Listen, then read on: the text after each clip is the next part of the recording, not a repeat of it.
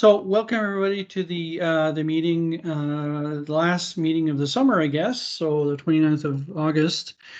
It seems like it's a long time since I've seen many of you guys, but in fact, we saw each other very often during the last month because we had a huge amount of events, and so I'm happy about the results. We'll talk about the results a bit later. Anyways, a couple of things. So first of all, I would like to again thank CAA for providing us the funding to do the wrap of the trailer for the Evx program. And so the agenda tonight, we have JPlug.io. So Jorge will present a short presentation about something he's trying to do in terms of providing a solution for charging in condos. So we've talked about charging in condos many times before, and I think you'll find what he's proposing intriguing and interesting. And I think it's going to generate lots of discussions. But anyways, we'll get to that when we get there. I've got the things I believe in the wrong order here, but the next one will be the EV impact of the U.S. Inflation Reduction Act. So I went through a bunch of information trying to discern what's happening with this crazy thing called the IRA, the Inflation Reduction Act, and tried to distill it to well, some of the big pieces, but also back down to what does it mean for EVs in particular. Then we'll have some Evx project updates, stats and all that. Then we'll do, like usual, the news. Mike will do that. Then we'll talk about past and future events and a roundtable. So before we go into all of that, I just wanted to give you a few updates. So some of you probably know that I was traveling over the last 10 days or so to PEI. So I want to talk about that a bit, but first, though, I do want to talk about why people should become members. So most of you, I think, on right now today are members. We're not very strict about about enforcing membership and all that, but basically the rule of thumb we've had is one meeting is free, and if you'd like to participate in additional meetings, we would like you to become an official member. Being an official member gives you the opportunity to do some volunteer work with us and participate in EVX events and all that. So we don't charge very much for the membership. I believe it's $23, I think. A year. A year, yeah. And so it barely covers the cost that we have. This year we've bought insurance because of the EVX program, and we've got a few other things that we spent some money on, and we're barely breaking even. We're not trying to make money, that's for sure, right? That being said, we always appreciate having a few extra bucks that help us make ends meet at the end of the year. So anyway, so if you're interested in that, evco.ca/membership. And you can sign up there. My trip to PEI, I want to talk about it for a number of reasons. One of them is that this is one of the occasions where I had I did a long trip where I couldn't rely exclusively on superchargers because there's only one supercharging location in all of PEI, and that's at Charlottetown. Great superchargers there, weren't busy and worked really well. But that being said, there's only one location. So if you are traveling throughout PEI like we did, there are some areas that are harder to reach if you don't have access to other charging. So all that to say that we did wait at a few superchargers, which I was a bit surprised at. So in Laval, we waited about 5 minutes. It was a very busy, we left on a Thursday, and we got to Laval around 3 o'clock on the Thursday, and it was full.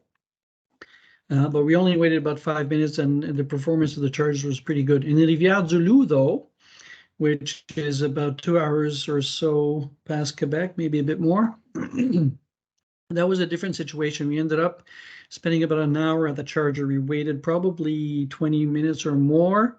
And then when the chargers, when you started charging, it turned out that for those of you who know a bit about the background of how they connect these things up to the grid, they don't provide enough capacity to run all of these charging stations, or chargers in this case, at 100% capacity at the same time, right? So bottom line is we ended up with 35 kilowatt. and we used that for some time, and then we topped up later. The hotel we were at, we had a circuit electric charger right in front, and we charged there for a while, and that was plenty to bring us back to actually Laval again. So, anyways, interesting for me to see that the chargers, the superchargers in Quebec were quite busy, much busier than I anticipated. And but there's Teslas at every street corner in Quebec. So. Parks Canada, one observation there, I went to one of the parks, and actually we went to several parks, but one of them where I charged, and the charging station is actually at the wrong location. It's at the interpretation center instead of the trail where you would leave the car for several hours. So these are Tesla supplied in this case. So Tesla did a program a few years ago and provided chargers for, I believe, every national park in Canada. Maybe a few exceptions that are not reachable by car, but for most of them anyways. And in the case that I went to, there's sort of like an administrative building where they show a movie and there's a few displays, and you spend maybe half an hour, maybe an hour there, and that's where they are. And if you're doing anything else in the park, you're driving a kilometer or so away to go to another parking, right? So they're not particularly practically installing practical locations, right? So bottom line, I think we need more and more reliable chargers. So there is one charger close to where we were staying that, according to PlugShare, hasn't been working for ages. Excuse me. So it wasn't. I didn't even try looking for it. The other thing I noticed is that some of the level 2 chargers are hard to find. So signage, additional signage would be helpful for that. So other little tidbits, I met a Bolt owner that actually is from Ottawa, and she had the Bolt for two months, and she spoke to us at Lansdowne. So somehow she turned that into buying an Eevee, and was actually, I met her in New Brunswick somewhere. I can't remember the exact location, and just happened to see the car, the interior plates, and started talking to her, and very happy with the car, and was getting along fine charging along there. So the other thing I saw is a Pacifico owner, a PHEV owner, so something like what Mike had before, and he was delighted with his vehicle because he was getting 6.6 liters per 100 kilometers from Barrie to about an hour east of Quebec. Okay, which is amazing for a car of that size. It's just amazing. Of course, if it was fully electric, it'd be even better, but the options aren't there right now, right? The other thing to note is I met an owner of a Model S similar to mine. Mine's an 85 though, so I got the biggest battery at the time. He got the intermediate size. The 60. The 60, yeah. So the intermediate, there you could buy a 40 at the time, 60 or 85. And so he got the 60, and he had water infiltration in the battery when it was out of warranty. Right. And it cost him $12,000 to replace it with a 70 kilowatt hour battery with a 4-year and 80,000 kilometer warranty. Well, so if you want to know, real numbers, how much does it cost to replace a battery? That's a good example. I've seen some people, again, on social media talking about, it's going to cost you $25,000 or more. It's going to cost you more than the car to replace the battery. So the question should be, well, why would you bother replacing the battery? Anyways, but you've all seen FUD on that. So it's interesting to know a real number from someone who had it changed by Tesla recently. Okay. So those are the updates for me. Any questions? I heard some stirrings there. What was the symptom for the water infiltration? So what happened to the car? Did you tell that? I didn't talk to him long enough to find that out, but essentially, yeah, I don't know. I just don't know what no fire. No, there was no fire. He didn't talk about a fire. I'm sure he would have if there would have been a fire. But it's a water that got into the battery. So, and I'm sure that, whatever it's, anyways, he found out and got it fixed, and he's a happy camper because he's got a car that looks almost new, and 170,000 kilometers on it, and with a new battery, right? With Yeah, more maybe range. another thing I just found out regarding to your charging experience, I was recently looking into there's a third-party CCS Tesla adapter now available, Yep. it's about $300. It's not 600, 700, $800. I forgot the company, the brand name, but it's kind of an option if you roam around in Yes. places where there's not a lot of superchargers. Yeah. So it could have been an option in my case. Yeah. So you're going to talk about it a bit later, are you? I'll mention it. Yeah. Okay. Because there's been some press about some of the adapters and No, all it's not that, that. so- It's about Tesla. It's being incentivized to provide it. So I'll mention it yeah. Okay. Okay. in the Tesla corner. Cool. As part of the IRA, I think. Yeah. Cool. Okay. So Jorge, if you're ready, do you want to take over and present your presentation? I've got it here, but if you want to share your screen, want to do that? Yeah, perfect. Yeah, I'll go and share my screen on my side over here.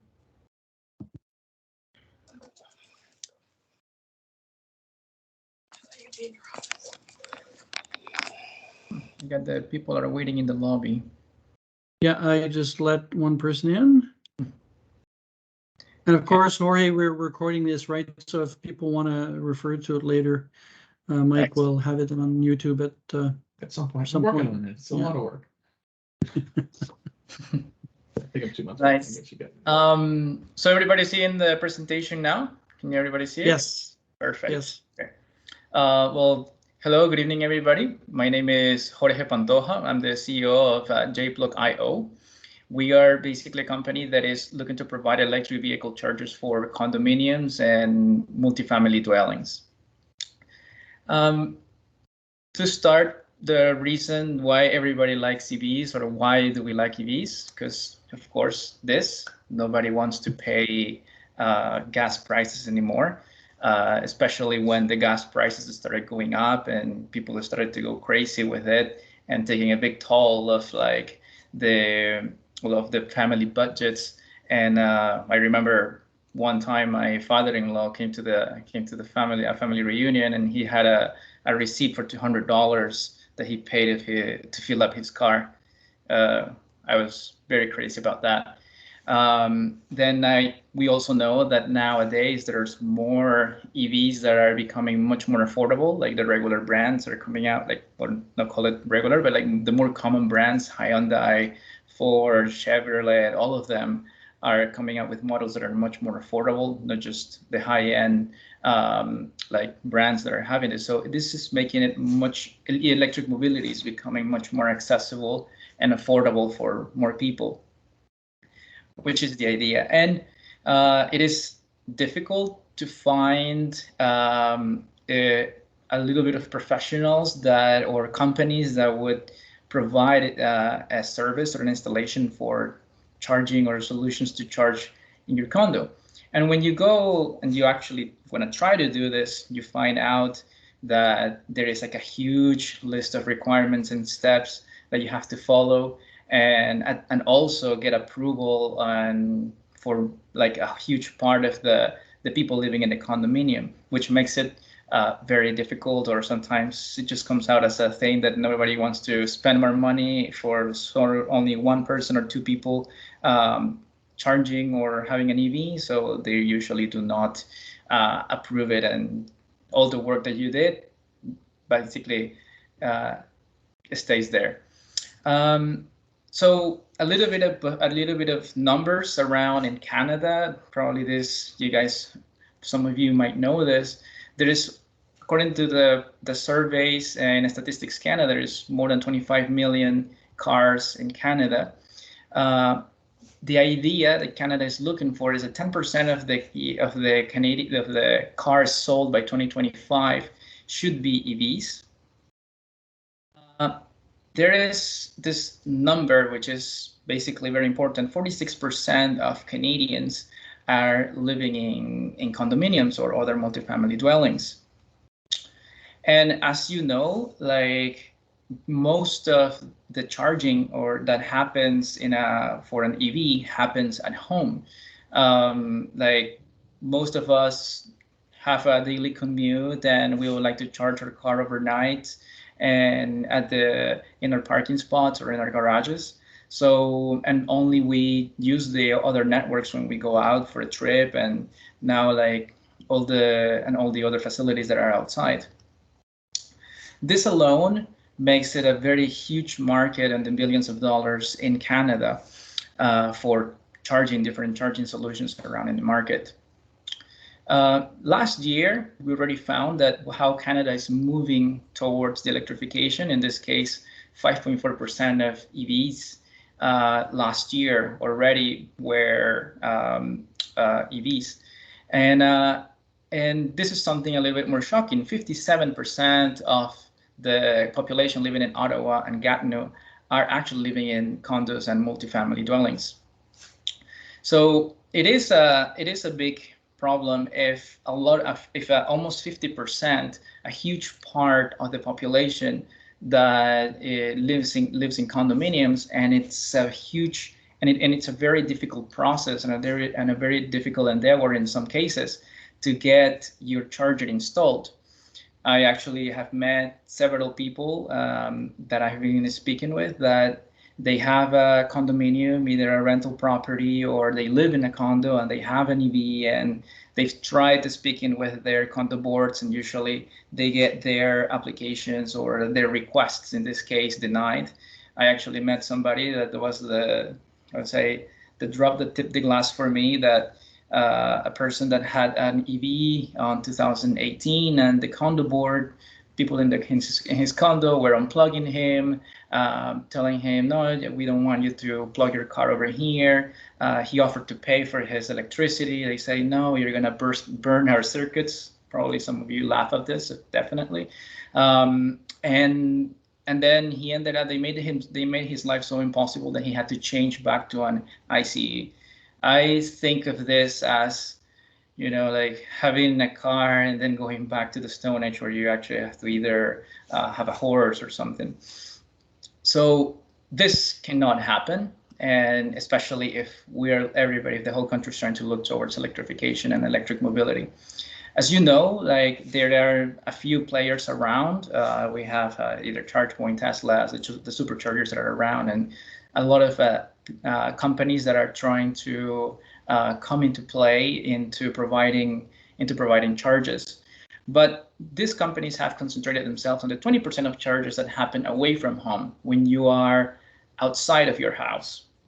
And they are basically in this space.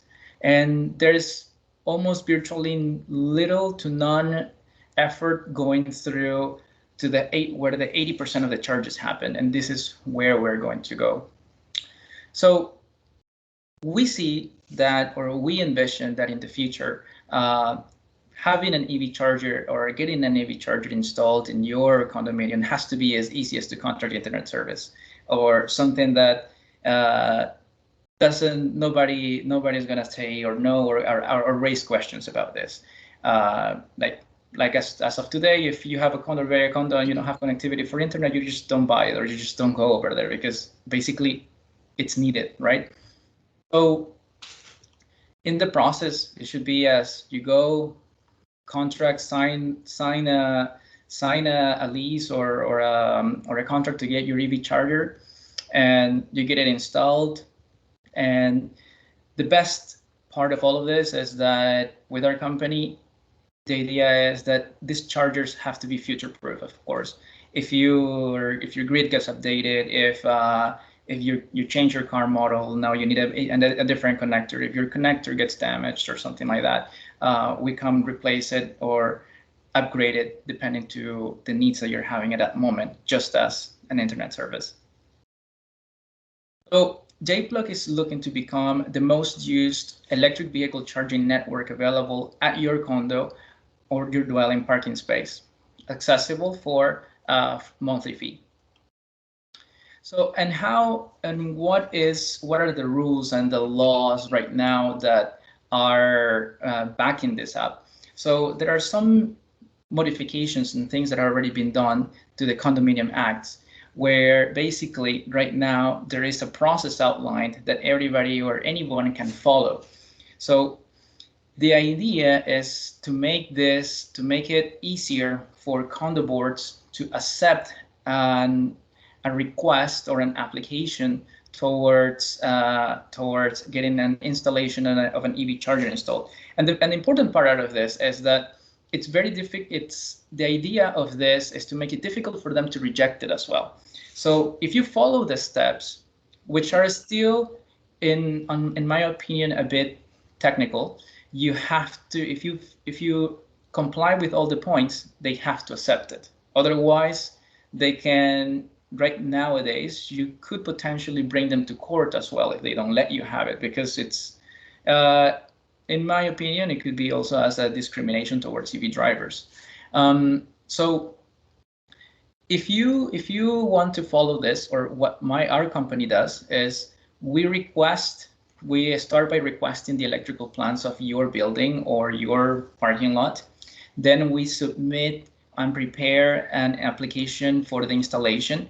So this installation, according to the Condominium Act, has to comply with several guidelines. For example, one of them is that you cannot diminish the enjoyment of the units for other residents, of course. So you cannot come and, well, I don't know how an EV charger can diminish the enjoyment of the units for other people, but those are things that have to be taken into consideration. Has to be safe, has to be technically sound.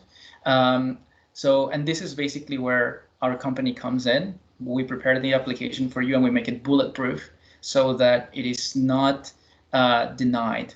Then we proceed with installation, and then at the last step, the owner has to sign an agreement of maintenance with the condo board and put it in your units, in your unit's title, that you have an EV charger and that this is the way that you're taking care of it. And that's it.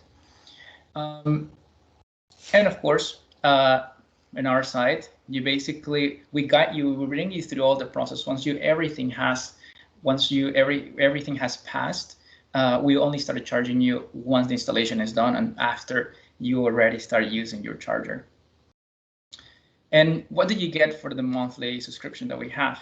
So, as I said, we're not just looking to create or provide people with chargers. Also, we're looking to make this a network that everybody can use, so that you don't have to have another app that basically you use to charge your car. The idea is to have an app that can also connect to other networks. So like if you are, and you can also control your charger from here.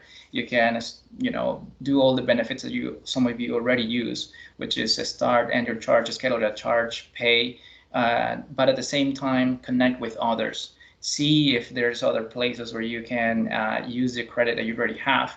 Like myself, I had like 4 different apps that I use for charging, and we believe that the idea is to have as many things reachable as possible.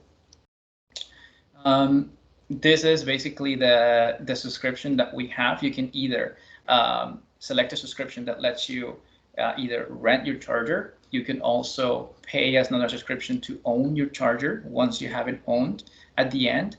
And then basically, as per the condominium rules, you have to have a maintenance. And for that maintenance, you get the service back from us of either being able to log into the network and basically all the maintenance that you can have from the chargers that it's either needed, if updates, or if your connector ever gets broken or something like that, we come replace it or give you another charger, etc. Just as at the end, like I should have probably started with this, who I am. Well, as I said, my name is Jorge. I'm a tech entrepreneur. This is the second company that I am building. Before I had a company that was building drones and doing other things. I've also been working with several other organizations like Endeavor Entrepreneur and the Young Leaders of the Americas. I'm also an aerospace engineer. That's basically why I have either a very good feel and love for vehicles, especially either cars, like really nice looking cars, which are the EVs, and things that fly as well. What is the company right now looking for? Just people to help us tip the balance towards electric mobility, which is like if we are able to push this last part, this piece, there is actually a big piece, the 50% of the population, to be able to get EV charging at home. That's the great thing. Either come join us as a customer, come join us as an advisor, whoever wants to help us want to go and help this tip the balance. Excellent. You're welcome for that. Also partners, advisors, more networking, and investors. This is my email is here and my phone number as well. You can reach me at any time, or if you're looking also for investment opportunities, we can make an appointment and talk about more about the different investment opportunities that are here in the company. Thank you. Great. Thanks, Jorge. So I'll start with the first question. So you talked about the AV owner would be paying a monthly subscription price, right? Yeah. Who pays for the electricity? So the owner basically is the one that has to be paying for the electricity. It depends on the condominium setup that you have. Some condominiums, for example, will already have an infrastructure available to make it to connect yourself directly to the billing of your own unit. However, since all of the chargers right now are the chargers that we use, at least they are all connected to they're all networked. So we will be able to know exactly how much electricity you're using, and then this you can either pay back to your condominium, or you can either come out. It depends. In the last part of the process where you have to submit an agreement or how you're going to manage the charger, there is basically how you're going to. There it has to be stated what are you going to be paying to the condominium. It's either some people have done a fixed fee. So it doesn't matter how many times they charge and everything, or you can go and say, okay, I'm gonna just pay for my own electricity. It's up to you. And in that part, in the last process, we also come and help you decide what's the best. Mm-hmm. Okay. Anybody else have any other questions? Yeah, so there's some questions in the chat. Darren's asking, can people save money by sharing the charging station? Definitely. So that's basically, as the idea is that we're gonna be a network as well. So let's say that you live and you can basically change your charging station to be available for other users to come and use it. So you can have it basically like open, so that if you are like in an open parking spot and somebody comes and they see your charger, that it's available there, you can actually start either saving money or helping paying back your charger. Mm-hmm. Okay, and Mark is asking, are these installs inside or outside or both? Both inside, outside. The initial part, as I said, we need to get the plans from your condominium. So, and also there we're going to be able to know what's the infrastructure that is already there, what's available, or what we need to come and do for the installation. So it doesn't matter if you're either inside or outside. The initial part is to know what it is or how is the layout already there. We have been working with condominiums that have outside parking. And the outside parking, for example, sometimes some of them have different outlets that are already available there. So what we do is revamp those or upgrade those the service in those, and allow for the EV charger to be installed. Okay. Lutz is asking, how do you deal with limited power capacity or circuits in older condo buildings? So if there is in the older condo buildings, it has come to our surprise that actually they have actually more, or when they were built, they have a bigger margin of error when they installed the panels. So they actually have more capacities most of the time than the way they really need. And one example, we found one that has the space for 12 EVs to start charging right there, without us having to upgrade anything. But in the case that there is the need, like we install also a device that will help manage the load, so that when there is a big load from the system being pulled, let's say that you want to charge while you have to be cooking it, or you're turning on your ovens and everything in your unit, then basically this power unit, what it does, it controls that it doesn't pull much energy, and you basically start like using, and then you start using your electricity on the house, and then once you finish, then it will reconnect back the electricity to the power to the charger. Mark is asking, which brand of chargers are you using, and where are they built?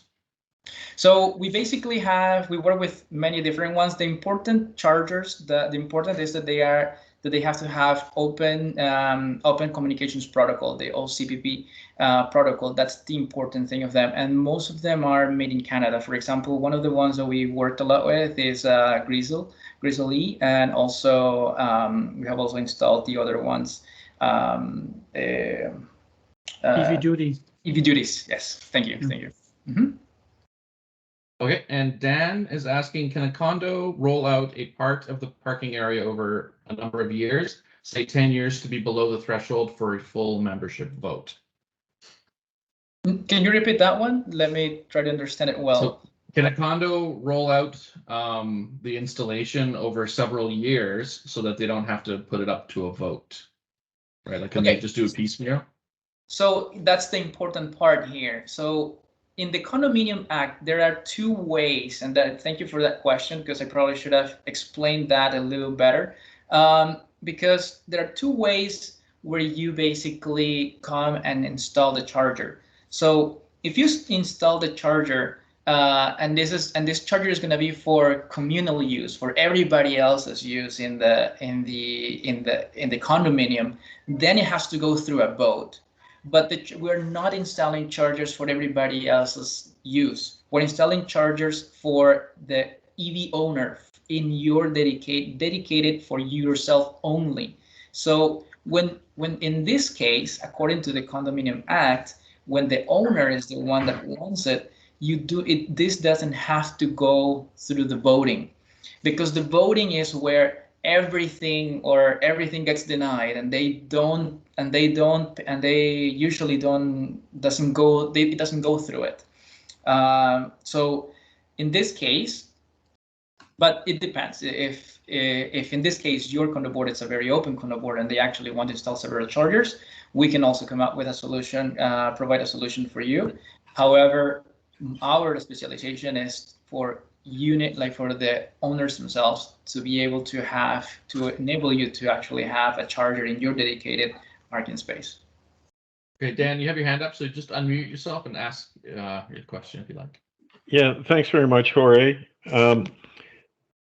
So the problem comes once the main supply infrastructure is reached, so the capacity of that is reached, right? So the first few percentage of EV owners, that's not an issue.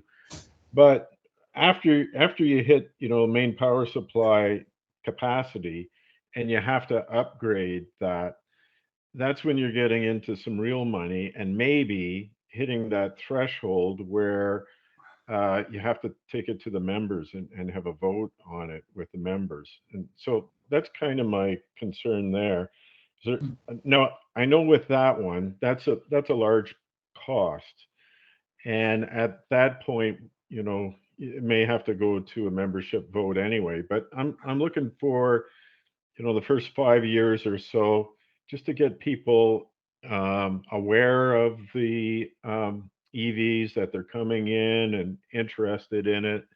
So that's part of the reason why I want to break up those costs for, at least the first 4 years or 5 years or something along that lines. Mm-hmm. Yeah, and that's a good question. As you say, in the initial 4 or 5 years, let's say, or till 2030, for example, or even before that, hopefully, there is not going to be like not everybody's going to turn into EVs, as you say. It's definitely like the initial capacity that it's already available should be enough to accommodate the initial EV adopters. However, like our company is working with other technology providers that, for example, are testing different solutions to either install batteries next to transformers when the demand starts coming up. That's an example, for example. Other examples is that either using the same cars that are already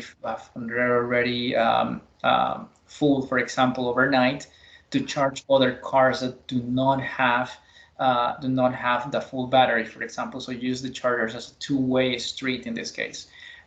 So we are working with other companies that are already basically trying to find this case scenarios. So initially the idea is, or what happens is that the city or nobody knows exactly where the high demand is going to come from.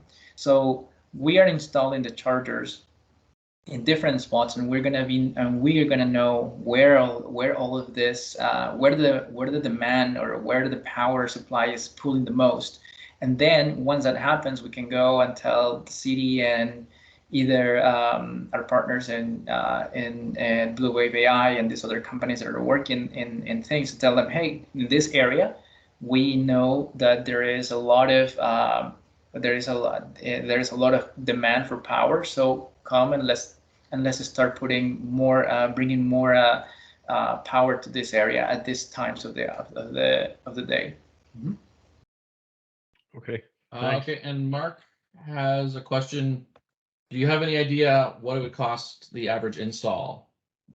Or the cost, it depends a lot. For example, there are some, I would say the minimum that you will come through with it is around $3,000 at minimum.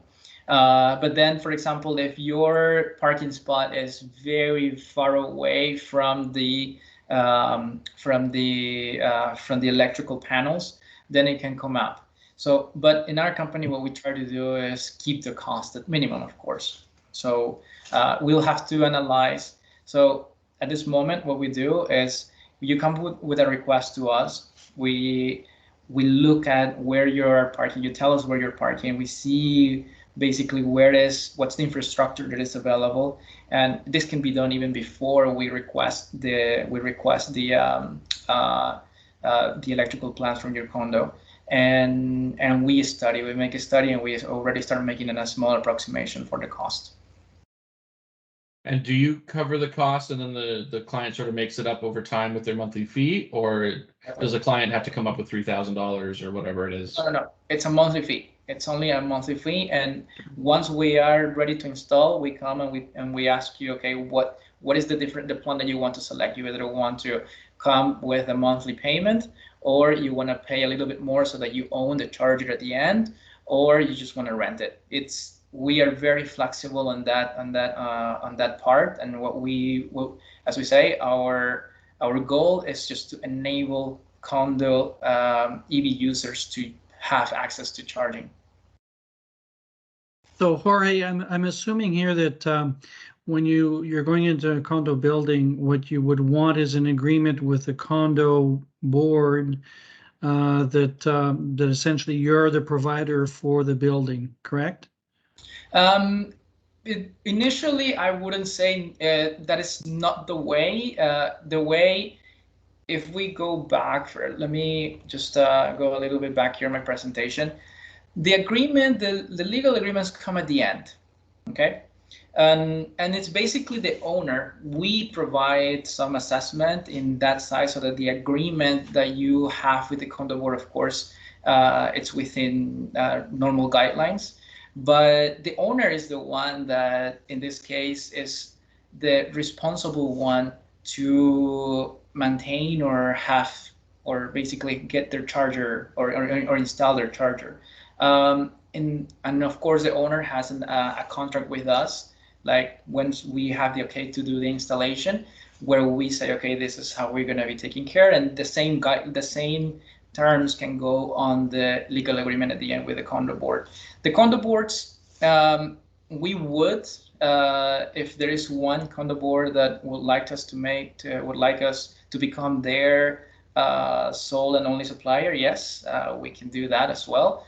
But like for practical purposes, the owner is the one that has to have this agreement at the end, put in the title of their unit, adding this new thing that they are putting this new, in this case, the charger that is on there, that is owned by them. Mm-hmm.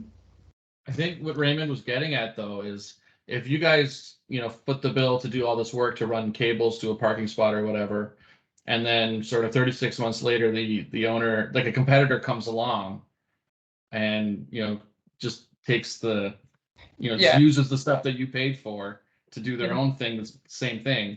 Like, how are you protected against that? Well, in this case, yes. Like, of course, they should not, or they won't be able to use our installations and our parts. Just like again, going back to the internet service, if you have a connection, or the building only has like the cabling done by Rogers. In this case, Rogers is the only one that can provide you internet in that building, for example. The same is going to be with us. Mm-hmm. Yes. Okay, so you would then have an agreement with the condo board that because TechSavvy uses Rogers wires, right? Like, and TechSavvy competes with Rogers. So but that's a bit different because of the telecom monopoly stuff and all that, right? And the fact that they're natural monopolies. But I'm just concerned that once you've got one client in one building, you'll probably take over. That you want to have a lot more, right? Because the more clients you have in the same building, the more cost effective it becomes to provide that service, right? Yeah. The truth is that yes, and the truth is, and of course I don't want to make it sound like that, but like the truth is that once we approach a condo board and we have an EV owner there, and there is another one, they usually come to us. So that's what usually naturally happens. Mm-hmm. Yeah. Okay, so Mark has one last question. I think then we'll move on. So Mark's question is, do insurance issues come up as part of the planning, install, and maintenance?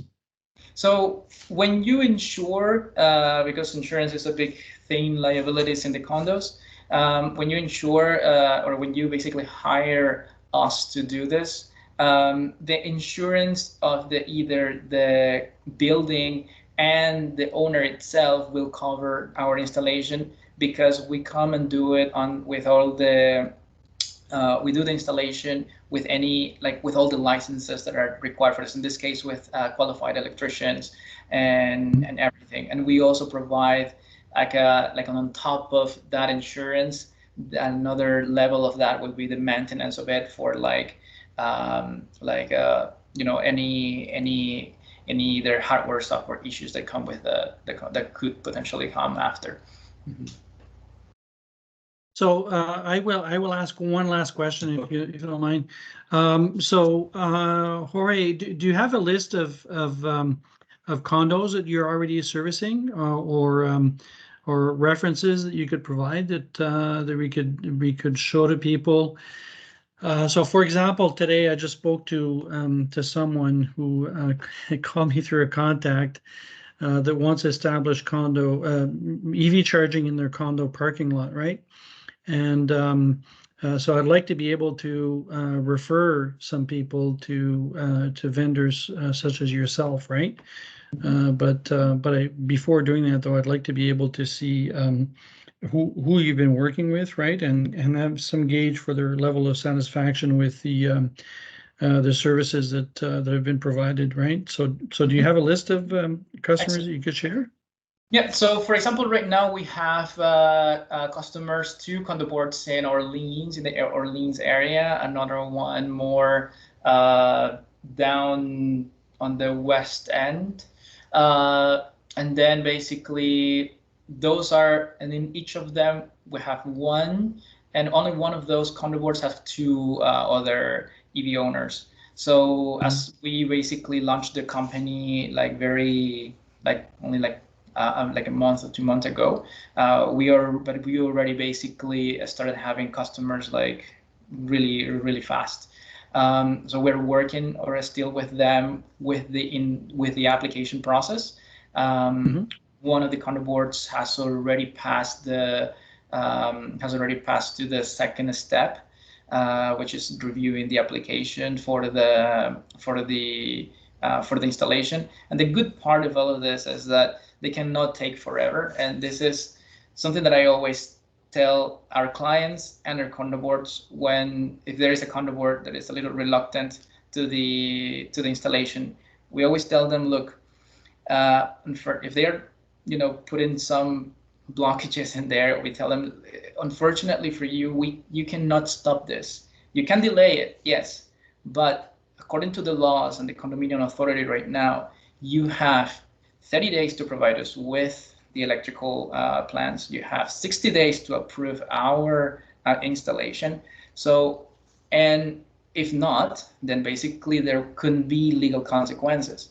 So this process, it's thought out in right now, or comes this way so that the applications are not denied. So far it's been basically very good. One of the condo boards have been a little reluctant, but like other than that, it's we've been basically catching a lot of attention from clients. Okay, cool. Because in my discussions with condo boards and condo owners, the big issue has always been the money, right? And if you are providing the funding to do the installation, that solves a big portion of the problem. So there's a lot of potential for the type of service that you're trying to offer. So Exactly. That's it. Great. Yeah. Okay. So, well, thank you very much. Very interesting presentation. Very good questions. Yeah, thanks, Robert. Yeah, I was expecting good questions because this is a topic that I know that's interesting to lots of us. Yeah.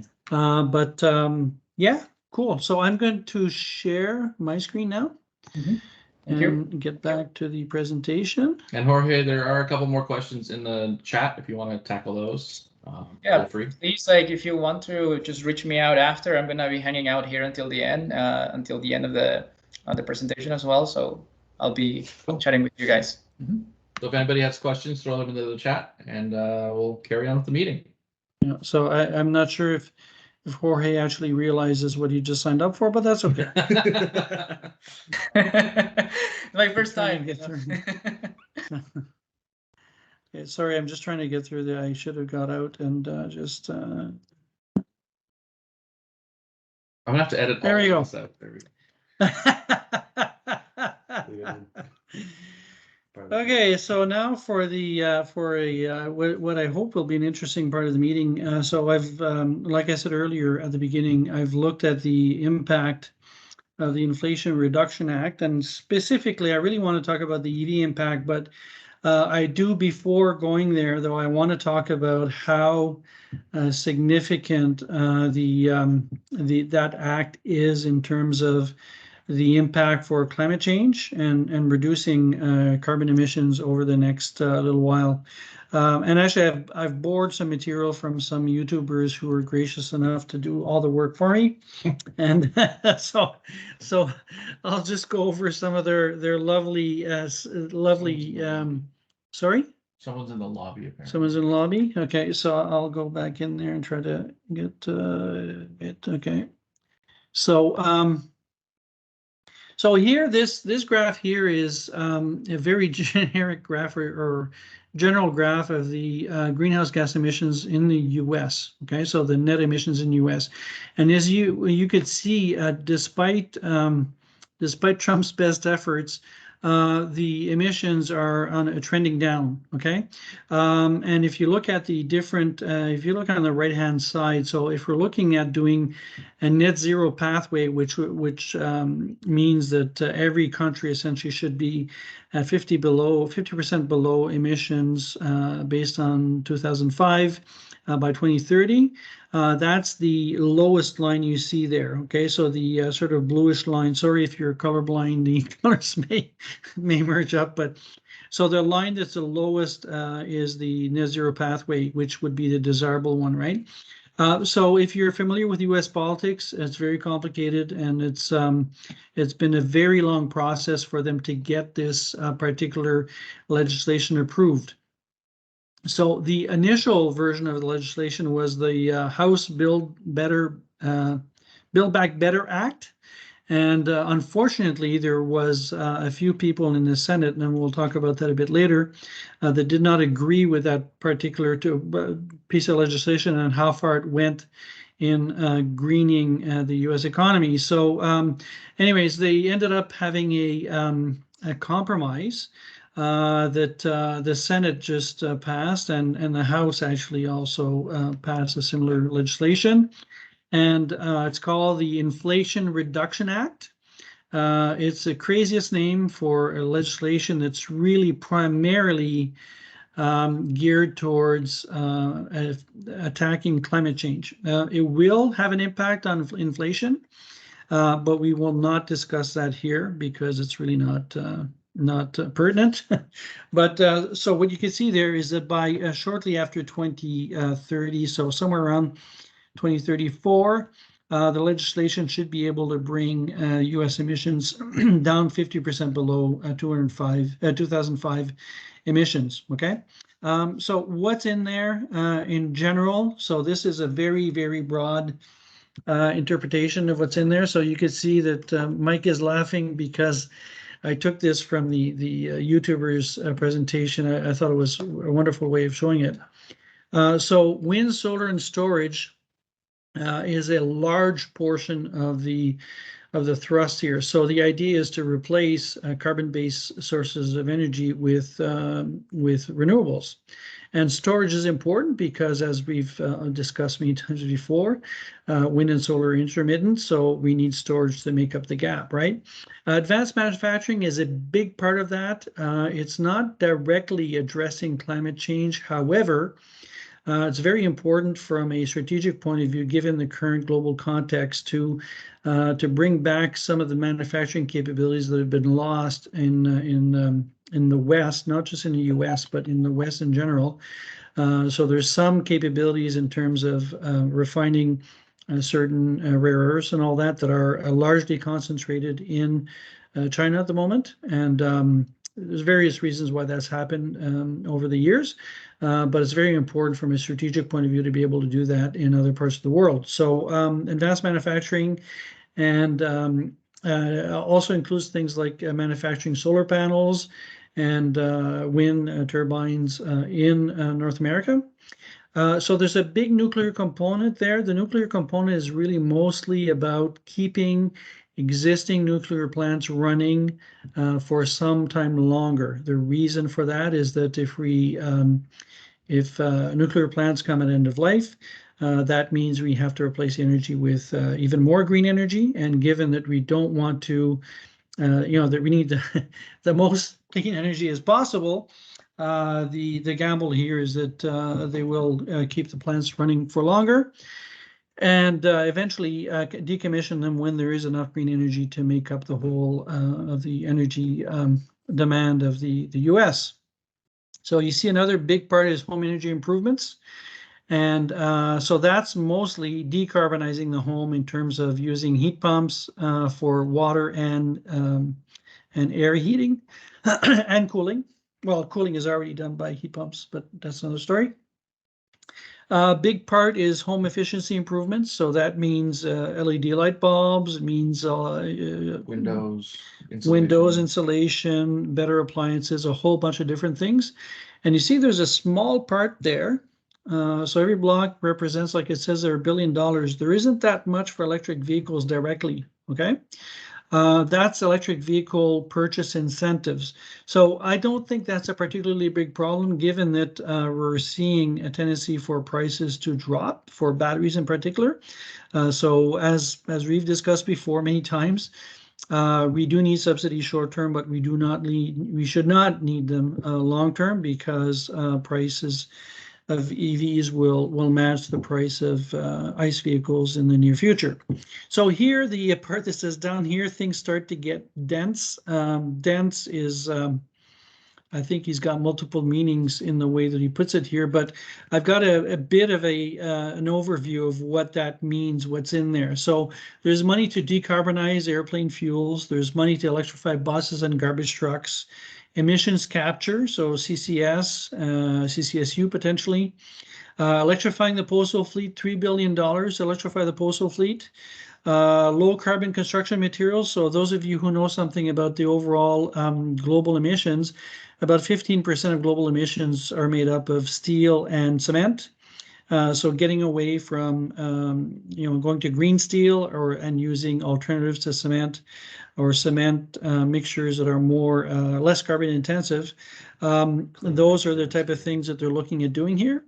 In order to be able to transmit all that solar and wind energy, we need electric grids. And the US grid in particular is not in a particularly great state at this point. Yeah, Texas is one good example. But anyway, so there's lots of money to improve that. Lots of money for EV charging stations. Okay, so this is another component that touches directly EVs. So they want to deploy, I can't remember the number, I think it's 50,000 chargers within the next, I don't remember how many years, but a fairly short time frame. And they're talking mostly DCFCs in this case. There's also reduction, so there's money to reduce methane emissions. And for those who are familiar with the composition of greenhouse gases, methane is the second worst greenhouse gas in our atmosphere. And the production of methane, so natural gas, tends to release lots of methane into the atmosphere, and that contributes heavily to the greenhouse gas situation and climate change, right? So there's also measures to enforce the reduction of methane emissions.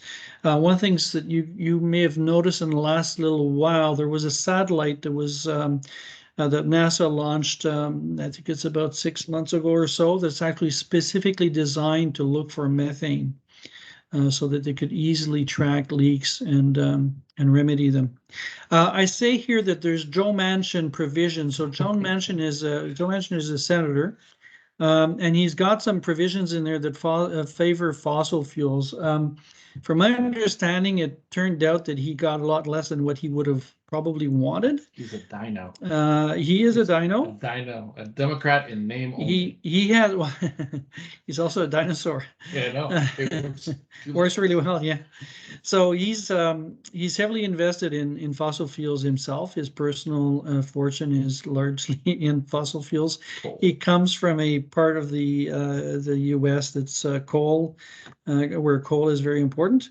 So anyways, he's got some provisions in there that slow things down a bit, but really they probably in the end are not going to have that much of a material impact on the situation. Okay.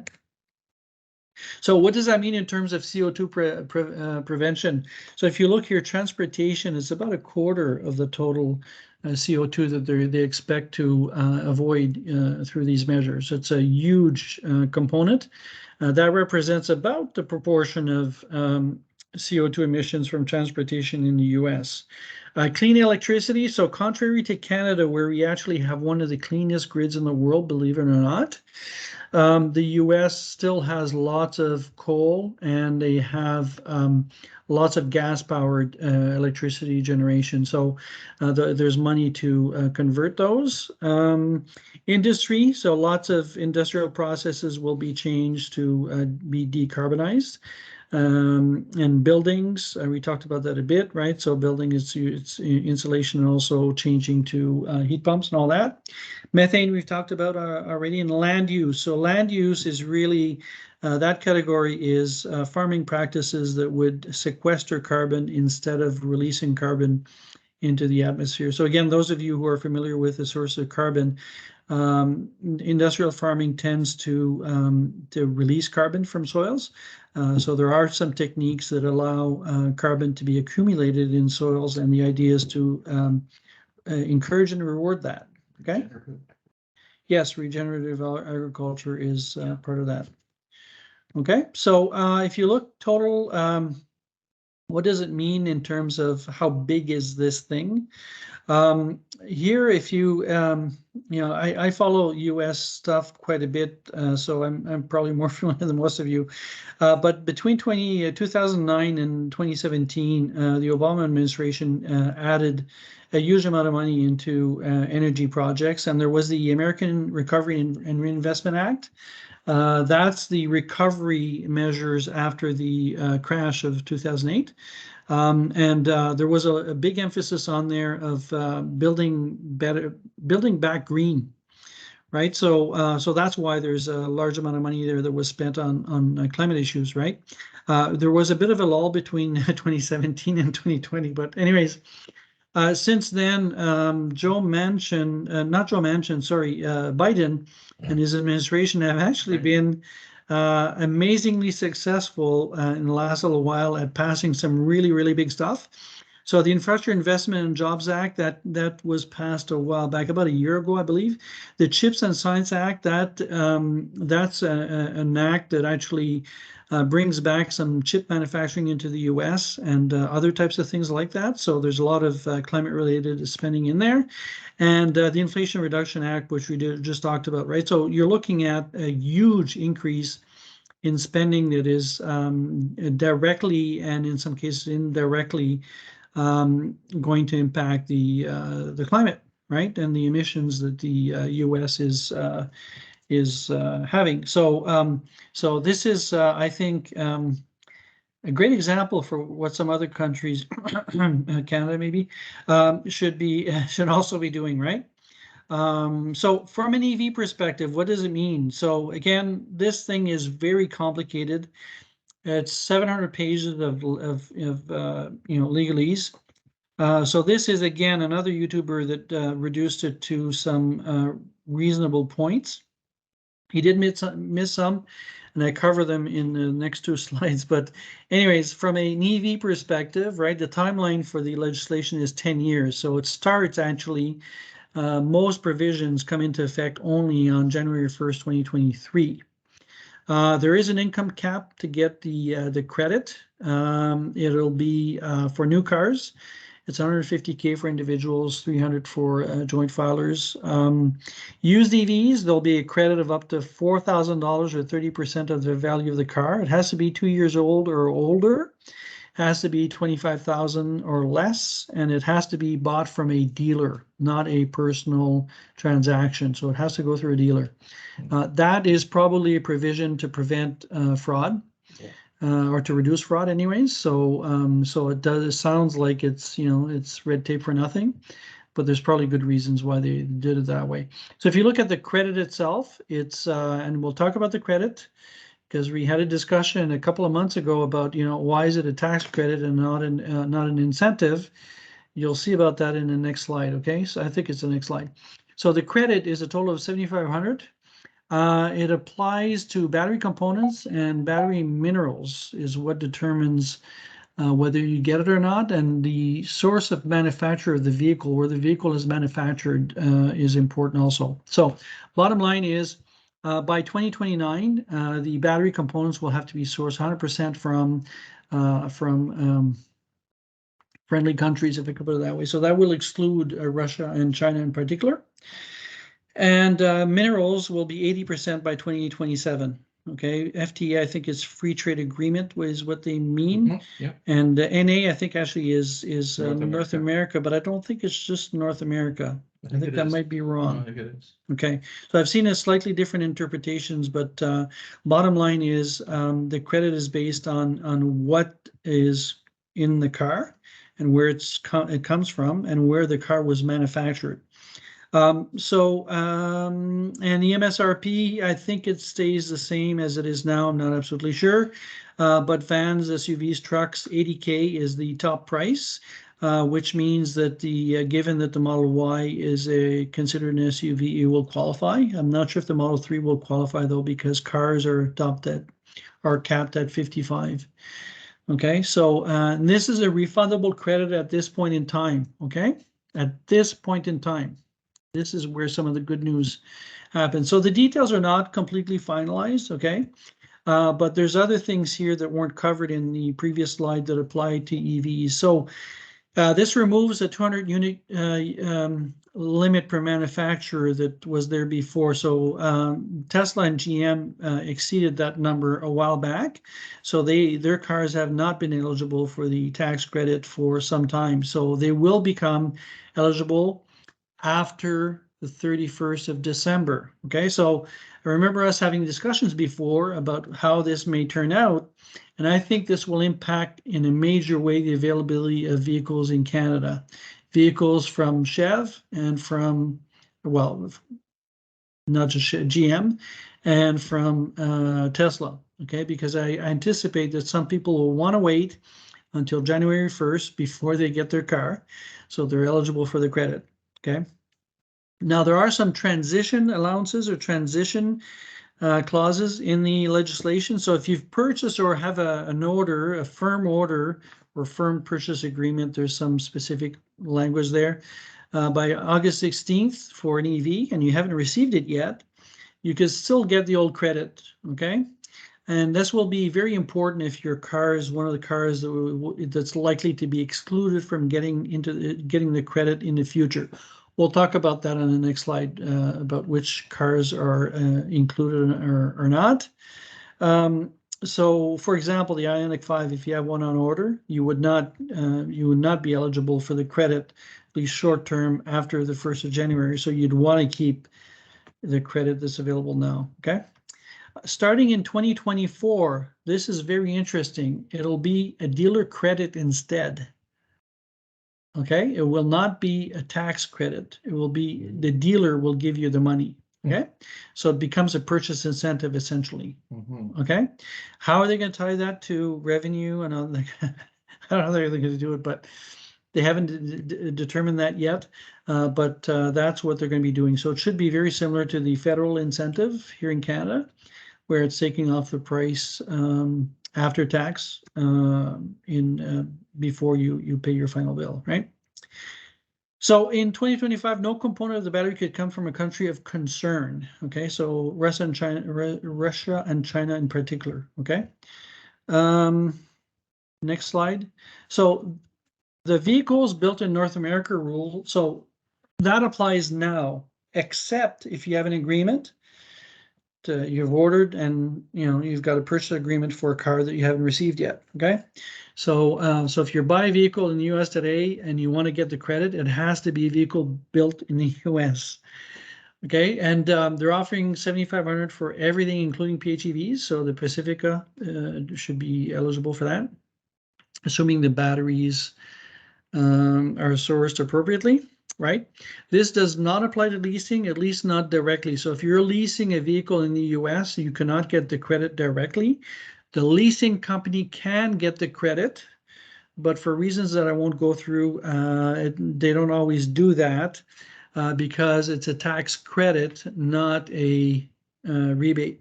Okay, so they're never sure they're going to get the credit. So they're not going to give you the money for the credit if they're not sure, right? The last thing I want to cover about that is that for larger vehicles, so medium and heavy duty vehicles, so vehicles are greater than 14,000 pounds, that'll be battery alone will have a tax credit of $40,000 or 30% of the vehicle cost. Okay, that's a pretty good. The Hummer, what? No, the Hummer. Almost. I don't know if it's 14,000 No, pounds. It's pretty close, probably. Right? It's 9,000. So, and I also have in the US, they have an alternative fuel refueling infrastructure credit.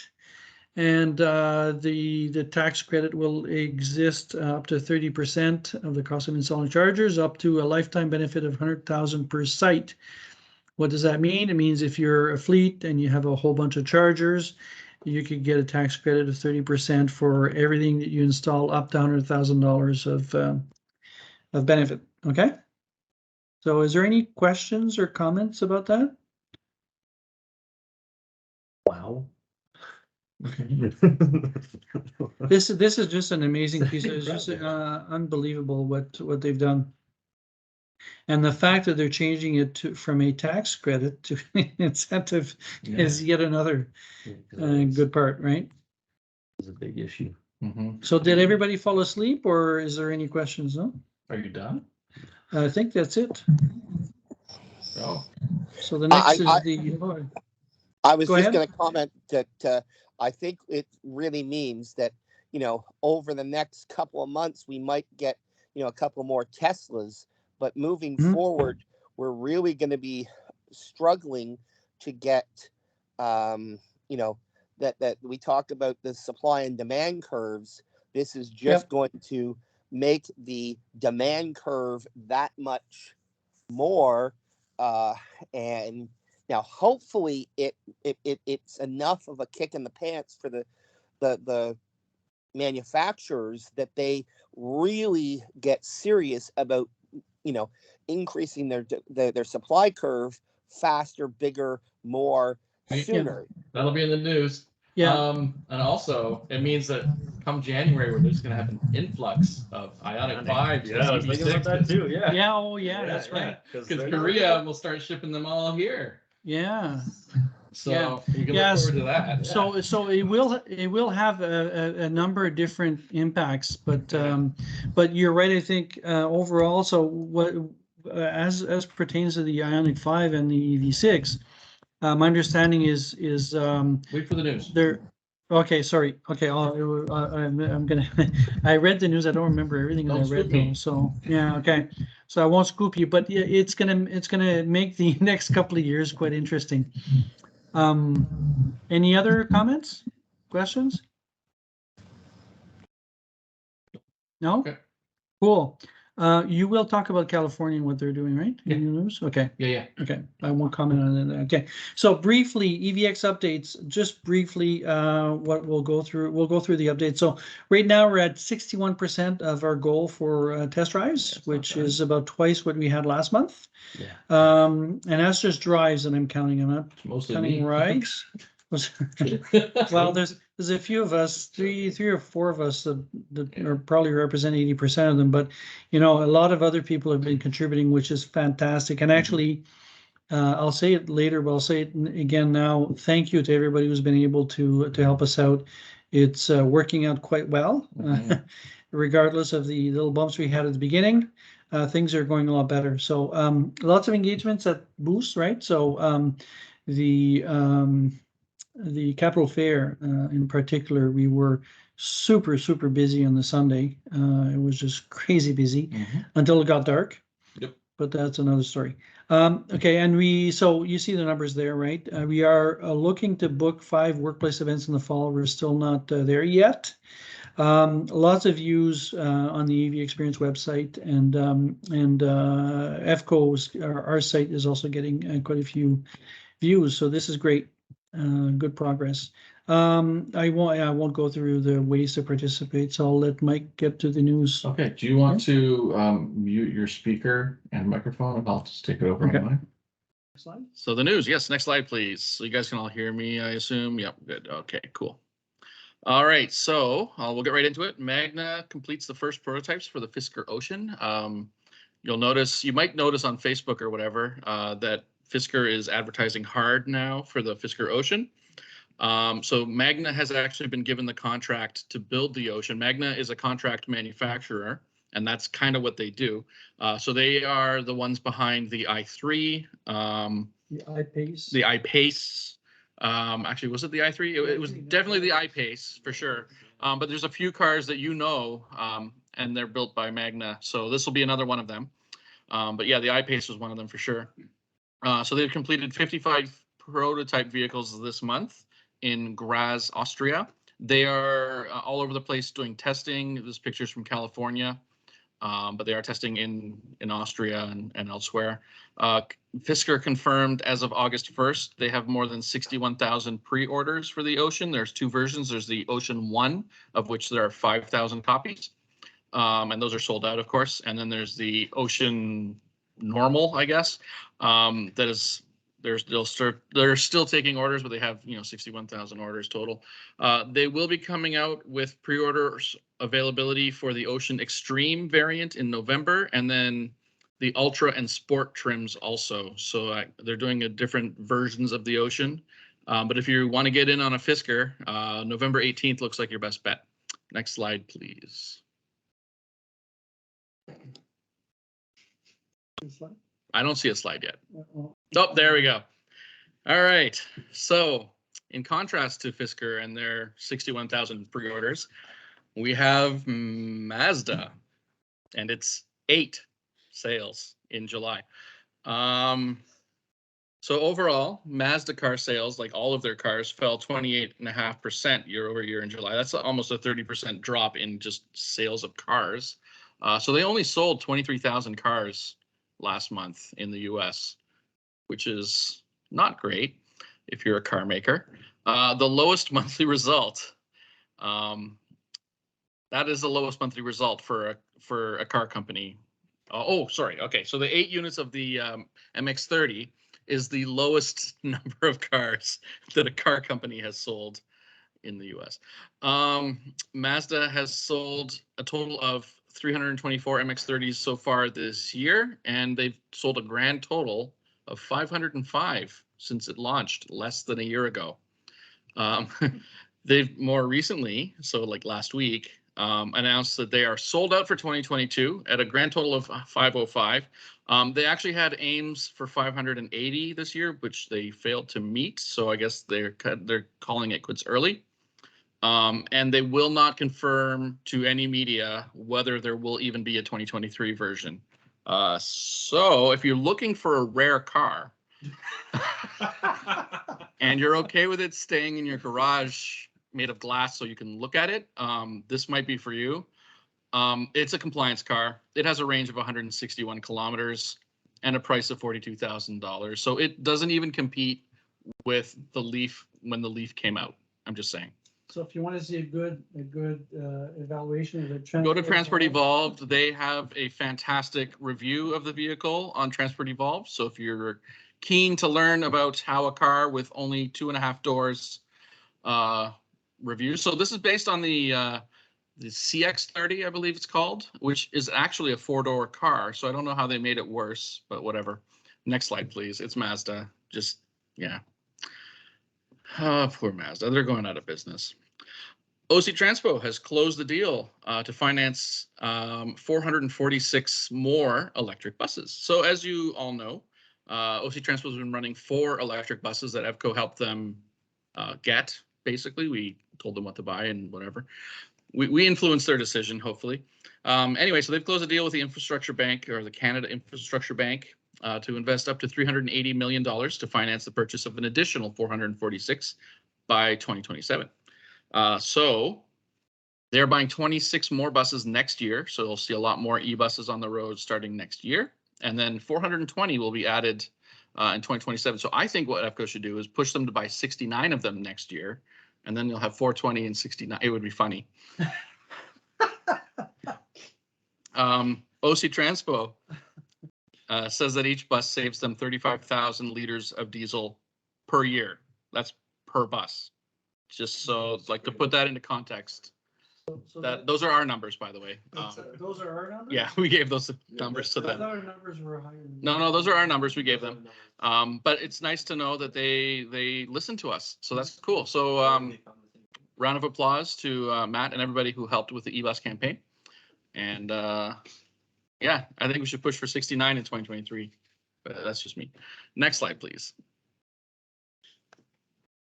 Gotta have some humor. Of course. It's loading. There we go. All right.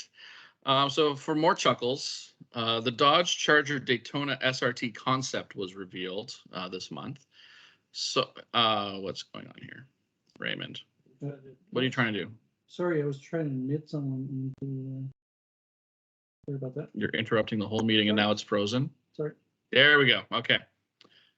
So the car features 3 technologies, is what they're calling it. I'm going to put that loosely, like air quotes, technologies. There's the R-Wing, which is a front splitter. So I guess that's an invention. The Fratsonic chambered exhaust for an exhaustless vehicle, and a multi-speed transmission, which is called Erupt. And I mean, I thought Chevy was bad at branding, but I think Dodge might have won here. Like Erupt, like my transmission is erupting, right? It's pretty. And so it's based on an 800-volt Banshee architecture. So cool name for the architecture. 800 volts, cool. Yeah, that'll probably lead to high-speed charging if they do it right, and lots of power. So that's like good basics right there. The Fratsonic chambered exhaust can be as loud as a Dodge Hellcat at 126 decibels. So the Straight Pipes, if you follow them on YouTube, they did a hilarious little short where they were revving one of these cars, and it was just a leaf blower. So if you want to hear what it sounds like, just go on YouTube. It sounds kind of like a leaf blower. It's supposed to sound like some futuristic exhaust thing, but since the car has no exhaust, it's all made up, right? So, and then yeah, electromechanical shifting. So they have a multi-speed transmission in an EV for reasons. So it'll erupt, and you'll have to repair with it, repair it, I guess. So I guess they've got their dealers network covered. Next slide. I'm just loading. Okay, there we go. So S&P sees a slight drop in plug-in vehicle sales or registrations in Canada. So S&P Global Mobility, formerly known as IHS Markit, if you're into stats, I guess they got bought by S&P. Anyway, they reported seeing a drop in plug-in vehicle registrations down to 7.5% in Canada for the second quarter. Q1 was 8.3 per StatCan data. Early results are a little higher than what the highest previous results, which were 6.5% at the end of 2021, and they are way above the year-over-year value for July, which was 5.3% market back last year, or for Q2, I should say. The unofficial Evco adoption curve, as I'm now calling it, predicts the market share for 2022 to be 7.3%. You can see it in the picture there. The blue line is the real data. The red line is what the model predicts. So for the past few years, we've been sort of overachieving what the model was saying, and that's fine. That's great. That's what I like to see. And everyone at the early days was like, this model is ridiculous. It's too optimistic, blah, blah, blah. Anyway, proven right.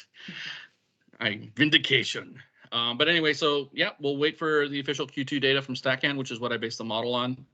So in a few weeks, I hope to update the chart again. One thing to remember with those numbers Loading. There we go. is Measurement Canada is going to allow per kilowatt hour billing before the end of this year.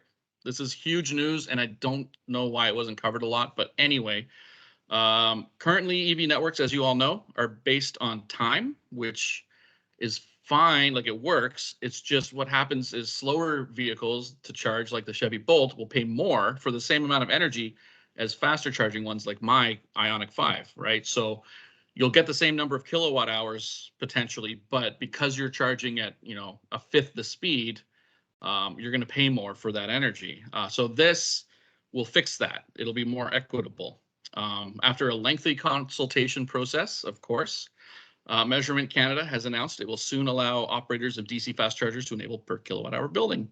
According to Drive Tesla, they got a letter from the president of Measurement Canada, so Diane Allen is the president, and they will allow kilowatt hour billing for existing charging stations before the end of this year, and then they're going to work out the details of how to move forward, so they're going to have some more consultations, of course. But anyway, it's in the works, it's happening, so this is good news for everybody who drives an EV and charges somewhere away from home. It's what we've been asking for. All right, so Hyundai, this is per the Inflation Reduction Act, the IRA, which is a weird acronym for that.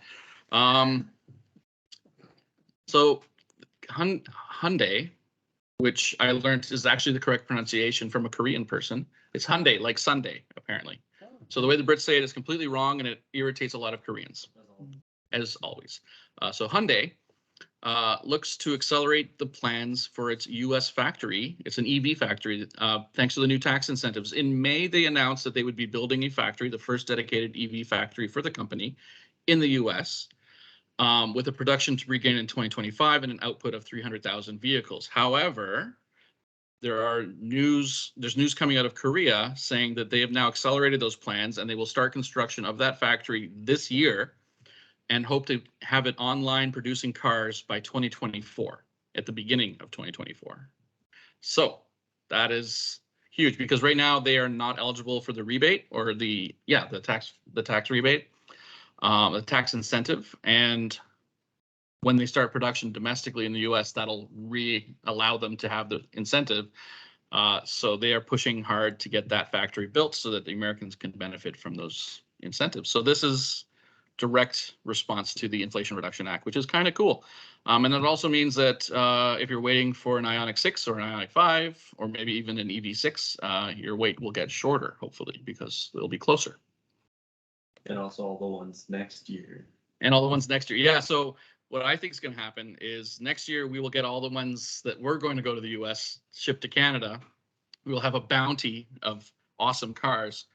And then that'll last for maybe a year or two, and then the factory will come online and everything will go back to normal, and we will be with more supply. We'll have more supply. Yeah. More supply is more is better. More is more better. Yeah. All right. And NIO might finally arrive in 2025. I made a little rhyme there, in North America.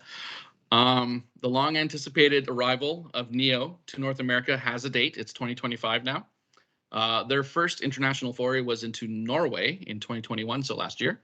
And they're currently in the midst of launching in a whole bunch of European markets as we speak. And things seem to be going well. So a new report suggests that the company plans to start US sales in 2025 at the same time as Hyundai will have domestic production.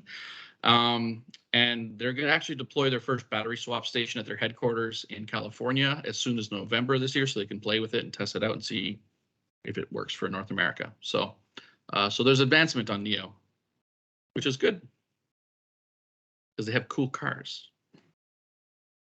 And we wait. There we go. All right, so CARB, this is the California Air Resources Board. They have voted unanimously on the 25th of August, so like 4 days ago, to implement what they're calling the Advanced Clean Cars 2 regulations, which officially places a ban on new gas cars in the United States as of 2035. Oh, sorry, in California, as of 2035 in the state. So starting 2035, nobody in California will be able to sell new gas cars, which is fantastic news. What's even better is that 15 other states are also known as CARB states, and they adopt California's regulations, except for the blue ones. Those like only do partial CARB, but whatever. So there's a good chance that 40% of the US car market will adopt these same regulations in the coming years and months. Now, the specifics of these regulations are that EVs must come with a charging cord, Tesla. Also, adapters must be made available for standardized public chargers, aka CCS, Tesla. So if you are looking at getting a random Chinese third-party CCS adapter, maybe hold off, because the Tesla one will be mandated to come soon enough. Used vehicles must have battery health metrics, Nissan, and battery electric vehicles must have batteries that last at least 150 miles of range. Mazda. SD. Also, in other good news about CARB in California, Toyota has dropped its suit against the state and now officially recognizes California's ability to regulate emissions. So Toyota is no longer fighting electrification in California, at least. They're still spending a lot of money on FUD and whatnot, but they've dropped their suit because they're going to lose it anyway. So yeah. So this is likely to be the thing that makes the federal government in Canada. Yes. Move. Yes, and actually, so Quebec is actually, I think Quebec and BC, if they're not official CARB states, They are, well, they're not states, obviously, but they're part of the same family of like group of states and provinces. So they may also adopt these regulations as well because they like to harmonize with California. Yeah, So- but the federal government has said that they want to mimic the most Oh, aggressive. well, So I this mean, would be- this would be it. if Trudeau said he's going to do that, I totally believe him because he totally doesn't buy pipelines and go back on voting stuff about how, like, you know, proportional representation or whatever. Anyway, Kia teases EV6. This is the upcoming 3-row SUV. Sorry, EV9. I said EV6. I meant EV9. Apparently I'm upside down dyslexic. Is that a thing? No. Kia continues to release images of its upcoming EV9, which is a 3-row SUV, which is actually weirdly a vehicle type that is sorely lacking in the market right now. And a lot of people have asked me about 3-row SUVs, and I'm always like, actually, yeah, the Model X is pretty much it, right? So, and which one? R1T. The R1S, Yes, you're right. the SUV, which is like, and they're both like ridiculously expensive. So, this vehicle will have its global debut next year. You can see here in camouflage. This is in final testing. These are Kia pictures, so these are like they're actually promoting this thing. During the investor day in March, Kia announced the EV9 will be able to do a 0 to 100 sprint in 5 seconds, which is not bad for a giant vehicle, and have a range of 540 kilometers, although they didn't specify whether that's EPA or WLTP, which I assume it's WLTP if I'm a pessimist. So, but still, like it'll be around 450. Like 450 to 500 kilometers ain't bad for like a giant vehicle like this. So they plan to sell 807,000 EVs in 2026 and 1.2 million in 2030. And I suspect those numbers will be going up soon. But yeah, this is a 3-row SUV coming to market. Should be affordable because that's how Kia rolls. Yeah. Affordable-ish. So It's on the eGMP platform. Yep. So it'll be 800 volt architecture, super fast charging, all the rest of it, same as the EV6 and whatnot. So to your point that a lot of people have been asking the vehicle like that. I was thinking about that earlier this week. And I think the problem is, remember when we were kids, we'd pile 10 kids in the Station car, wagon. Who cares, right? But today we have laws and we have car seats and all that. And if you have 3 kids, putting 3 car seats in a car is Yeah, no, a it's, struggle. I know, I have kids. So yeah, but you have only 2 though. Well, yeah, there's a reason for that. Also, we didn't want to be outnumbered. Too much information. Next slide, please.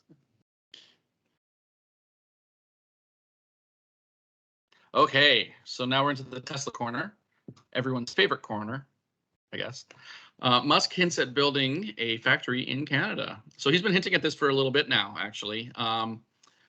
They're at the annual shareholder meeting this month, so earlier, a few weeks ago.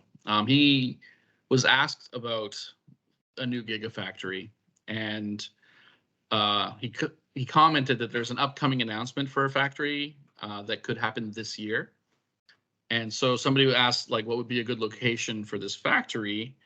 And he was saying that they had a lot of responses. A lot of people are saying Canada would be good. He's half Canadian, and he was joking, like, maybe I should.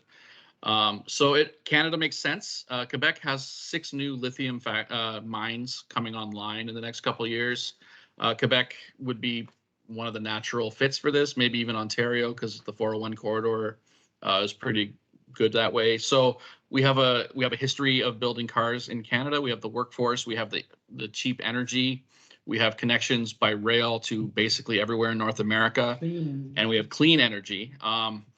And there's a workforce in the Montreal area specifically that is missing out on some aircraft manufacturing that might pivot to automotive, perhaps, like Bombardier and stuff. So they're aiming for Ontario. They're aiming for Ontario, but I mean, it's the same. Like, it could be Ontario, it could be, Quebec. Who knows? It depends on which province, I guess, gives them the most money and incentives. So we'll see. Watch this space. Giga Etobicoke. No, nothing. Tesla has sent a cease and desist letter to what the internet is calling a self-described billionaire. So some billionaire douchebag. His name is Don O'Dowd, and Dan O'Dowd, sorry. He's in charge of like the Dawn project. He's the dude behind it. And he's been running a smear campaign against Tesla lately. and he's doing it in a sneaky way. So he's basically running for California Senate, but only for one issue. He's like a one-issue candidate, and his one issue is full self-driving is dangerous. And so because he's running for a political position, he can put out ads that are basically libelous ads or smear ads, and they're covered because they're under political like activities, right? And so he's invested several $1 million in a ad campaign that attacks Tesla that has been debunked, actually. So he published footage of a Model 3 running over a mannequin of a child while supposedly in full self-driving. However, the screenshots, like the video from inside the cabin, clearly shows that self-driving is not enabled, like it's not active. So it's kind of nonsense.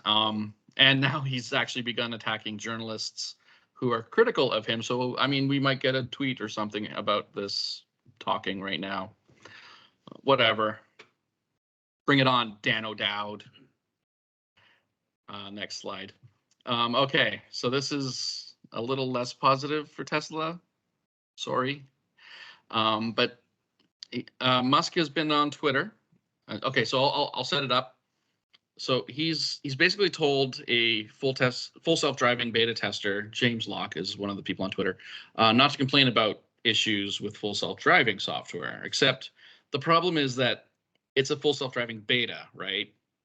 And this is a beta that people like Tesla owners have paid to enter, okay, to test, ostensibly test the vehicle's ability to drive autonomously, right? So all you have to do is put in a destination and the car will drive you there, supposedly. And so what happened is an update came out, 10.69. It's been rolling out to early testers, and the early testers they're doing beta test stuff, right? They're finding bugs and they're finding glitches and they're reporting that. And normally this happens through official channels. Like if Microsoft does a beta test, they have like a feedback form you fill out and it doesn't really make it to the media. Tesla doesn't seem to be doing that. So they've taken to Twitter to say, hey, you know, I've had to intervene a whole bunch on this one particular area.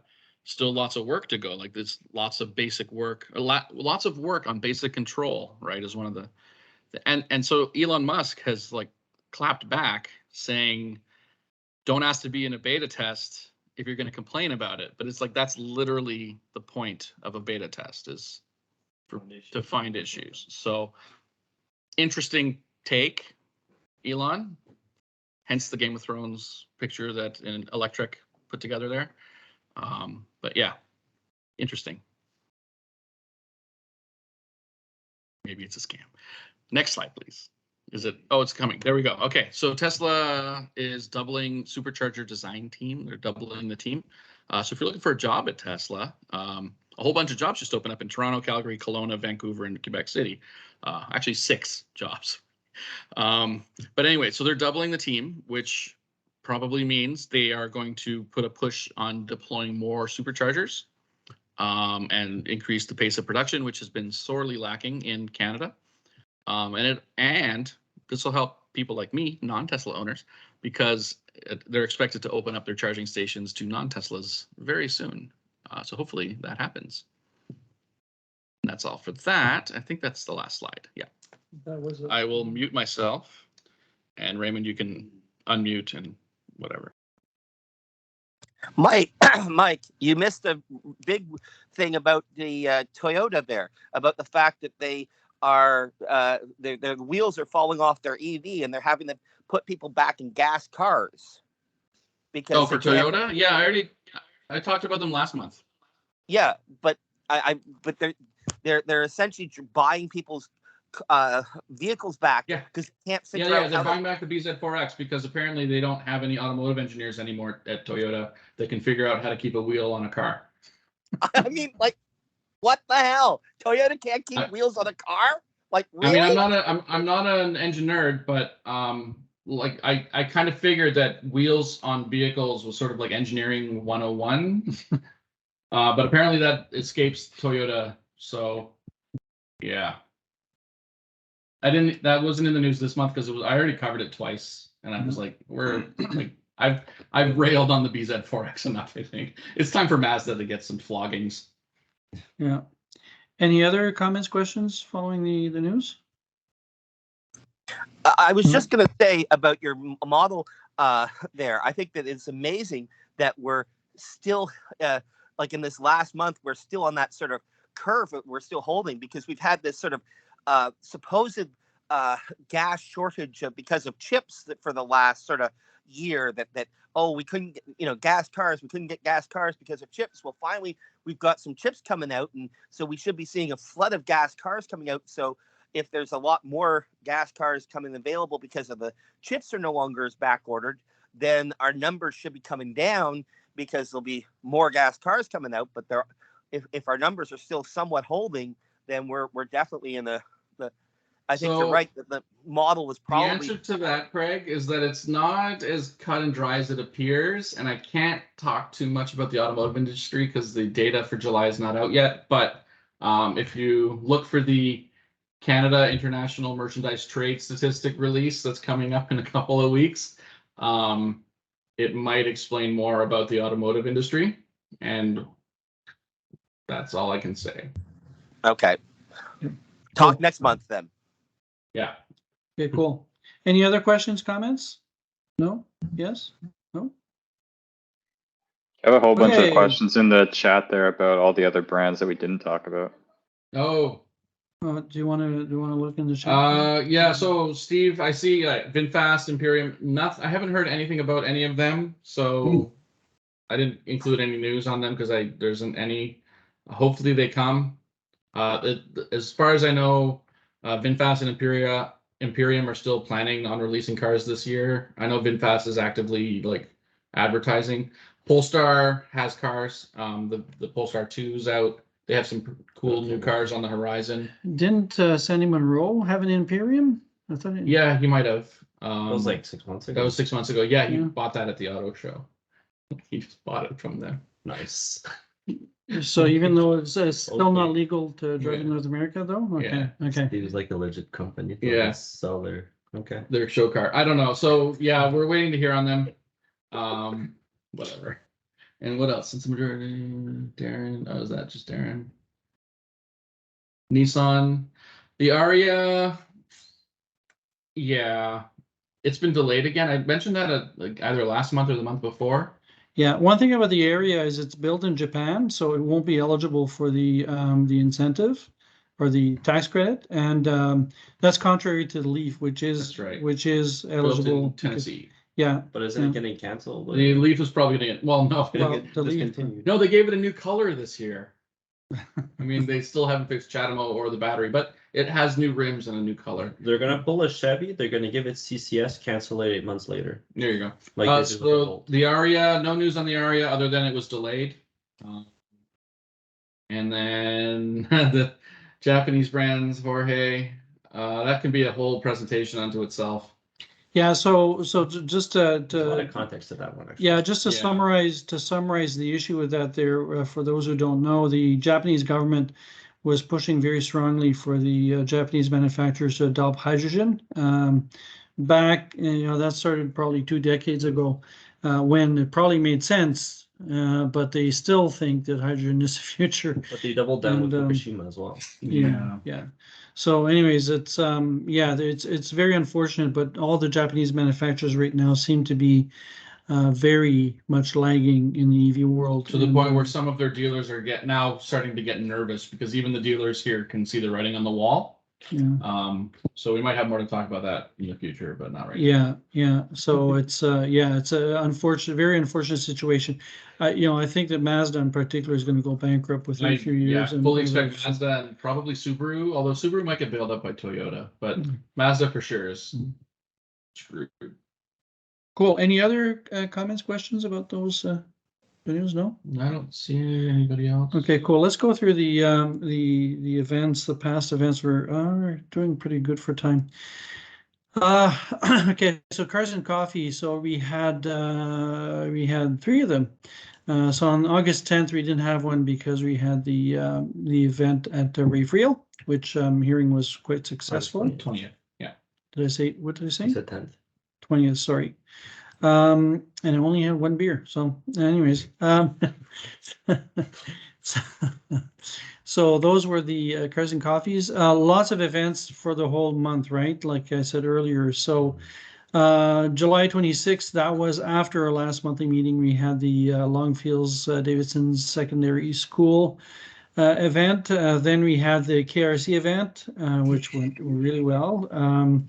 The Raven Park, which was display only, that was less. It was less of a well-attended event, if I could put it that way. But it was Mike and myself, so we had some fun talking to a few people there, but not a huge amount of crowds talking to us. And then the August 9th, there was the Carlington one.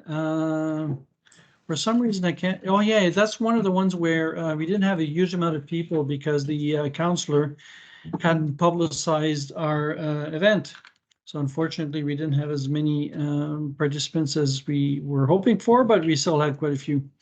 Then we had the Capital Fair. That was a very interesting event in so many ways, and some good, some less. But anyways, we ended up speaking to hundreds and hundreds of people, and Sunday, like I said earlier, was a very, very busy day. So we booked lots of test drives for following events for that. So so that turned out pretty good. The Bayward event on August 16th, was I there at that thing? I can't remember if I was there. I should have been there. No, No, I would have been there. you were there. Were you? Yeah. Yeah, I was there. And I can't You remember where it left. was. It was. And I talked to Councillor Kavanaugh. It was in Britannia, right? Oh, the Yes. Britannia one. Okay, yeah. Yes. So that one went quite well because it was publicized by the councillor, and we had lots of That's a great conversation. yeah, we lots of good conversations, and we also had lots of pre-bookings because of the Capital Fair. So more past events.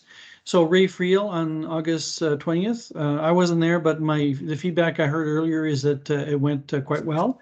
It's an excellent location for doing test drives. So I was really pleased that we were going there. Unfortunately, I couldn't make it. And then the 23rd, Overbrook Community Center. The event went quite well, but the location is not great for test drives, is what I'm hearing.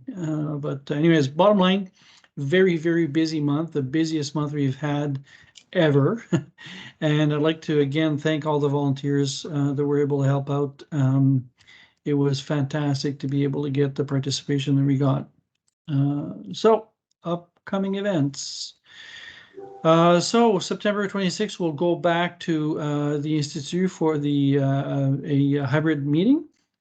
And so, okay, that's the only thing I guess I have to say. It's 26th of September. Cars and Coffees, we're going to have a few of them this month.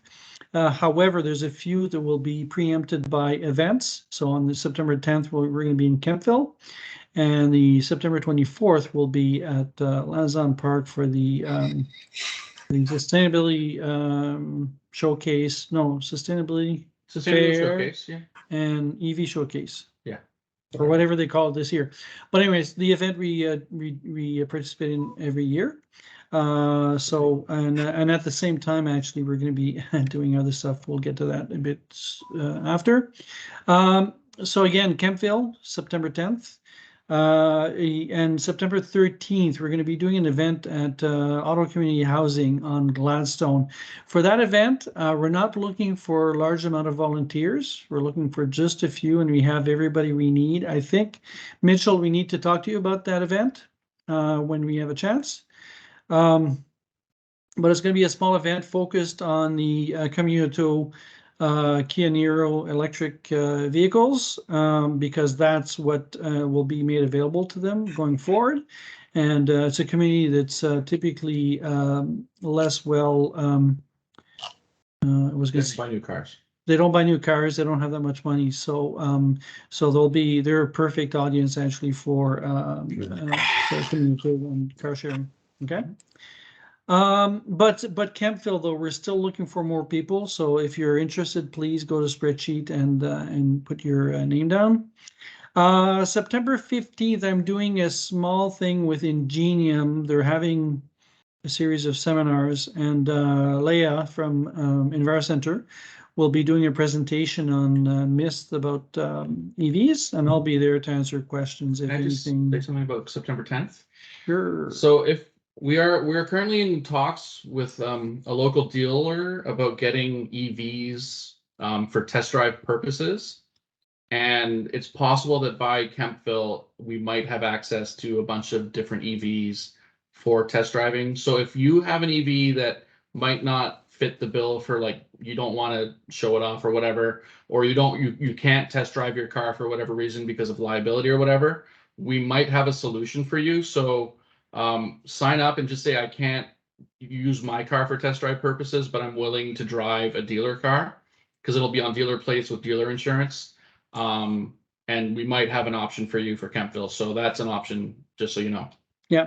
So for Mitchell again, we will have a Mach-E that will be doing test drives, and it will be from Barhaven Ford. So they've graciously offered to bring that. Sorry? Eh?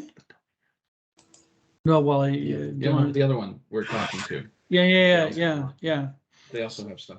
Yeah. But so the Mach-E though is available for reservation on the site right now. Already. Okay, so but of course, Mitchell, if you have your Mach-E by then, you'd be more than welcome to bring it also. Okay, so Ingenium, I mentioned that, so it's me talking to or answering questions after Leah's presented.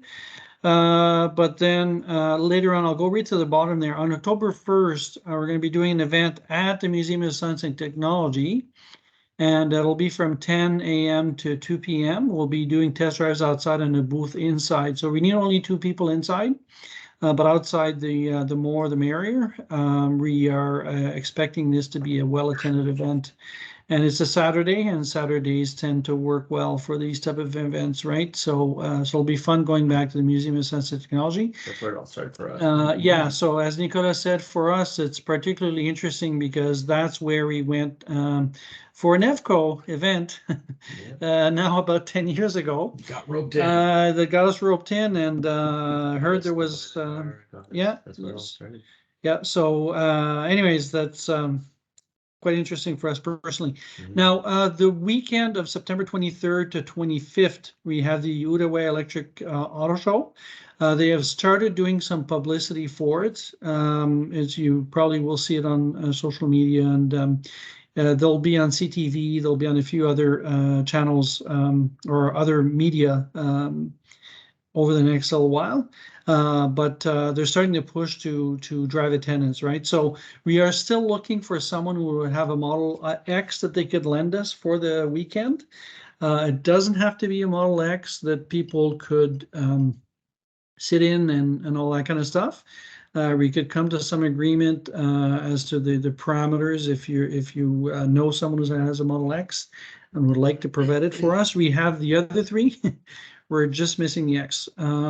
So we have some leads, but we'd like to have one. And if someone actually wants to do test drives with a Model X, that would even be better. But so the other thing we're looking for is volunteers for that. And of course, it's a bit of an issue because we have the Sustainability Showcase, Sustainability Fair and EV Showcase. I've got it written down wrong there, from 10 a.m. to 4 p.m. on the Saturday of that same weekend. Okay. So we're looking for volunteers for that too. So we are planning on relying mostly on EnviroCenter to help us with the test drives and all that at Lansdowne on the Saturday. And so several of us will be going after that event straight to back to Gatineau, and we'll be participating on the Friday and the Sunday. So I mentioned there will be an e-boat and hybrid ATVs. So I think I talked about that before. The hybrid ATVs in question will be plug-in hybrids that have 16 kilometers of range, brand new to market. So it should be interesting for someone who's got an ATV at their cottage. At 16 kilometers is more than what you would need for just about everything you do, except that once in a year trip where you go hunting or something in the middle of the woods or whatever, right? So Dan has a question. Sure. Go ahead, Dan. Thanks very much. My question has to deal with what kind of supply is available in Ottawa and actually across the river. I had a meeting with an owner of a NRCan service organization from London last week. And he's telling me he can't get a hold of an Eevee for 3 years from the dealers down there. I said, oh, that's a bit of a surprise for me. Yeah.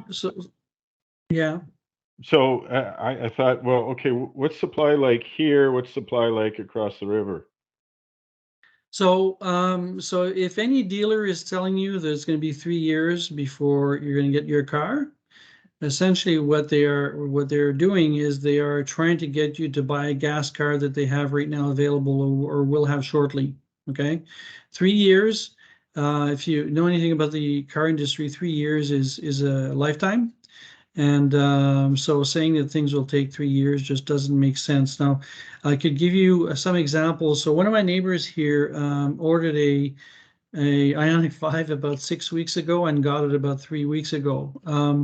That's a bit of a extreme case, but we are seeing people getting Teslas earlier than they would expect to. And as we discussed earlier, because of what's happening in the US, I think that is probably going to happen much more between now and the end of this year. And that's true for Mach-E's and Bolts. I've spoken to a lot of people who are getting cars before they expected them. Yeah.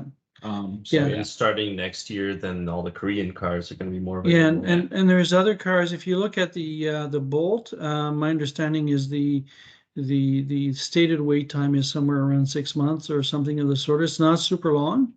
Again, if someone is telling you 3 years, it's because they're trying to disincentivize you. They're trying to, let's be polite about it and say disincentivize, and trying to get you to buy something else and forget about buying an EV. Yeah. Mitchell, could it be a regional issue also? Like, London, Ontario is not really advanced. Yeah, but it could be in terms of the wait times could be a bit longer in some regional, but not that longer. But certainly not that long. No, like not anywhere. Months, not years. Differences. Yeah. I mean, Shawville Ford. So you guys, I don't know if I told you the story. I think I did last month. Every month. No, it's only been a month that I talked to them. But anyways. But it happens all the time. That specific one. So I went to Shawville Ford, and they used to have like 4 Mach-E's on their lot that weren't selling. And anyways, I went and they had one that turned out it was sold. And I talked to them, and they said that that they had 94 Lightnings on order. So even in small markets like that, people are noticing that EVs could be a good choice for them. So, I think a lot of dealers in small locations where they weren't expecting or weren't requesting large allocations of EVs are probably changing their minds. And some people are complaining that BC and Quebec is getting all the supply that they're getting. There's better incentives and there's more demand, but I'm seeing cars pop up all over the place, not just in Quebec. So, but the dealer is trying to mislead you if he's saying 3 years for sure. Mitchell, you had a question? Yeah, this is back to the Kempville event there. I'd be keen on being a test driver for the Mach-E because I'm not sure that I'll have mine before then because I still don't have an actual delivery date. But I'd definitely be keen on taking Barhaven Ford's Mach-E and showing people around it. Since we might even have another Mach-E reason. Drive. Sweet, I'll do that.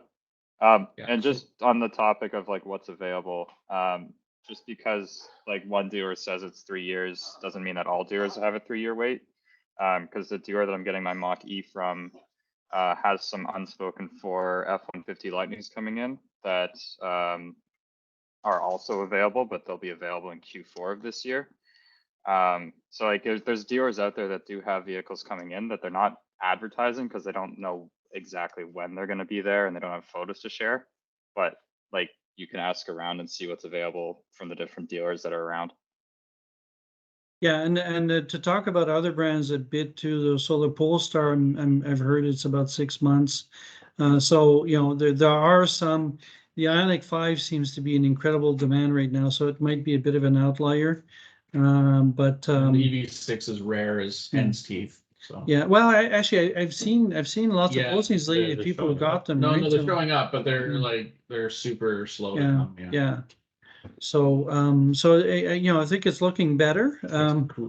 Hopefully we'll get back to where we were before the pandemic, where we had some dealers that had dozens of bolts on the lot available for sale, right? So, but that's probably going to take a few years yet. Because the Bolt is an incredible value right now.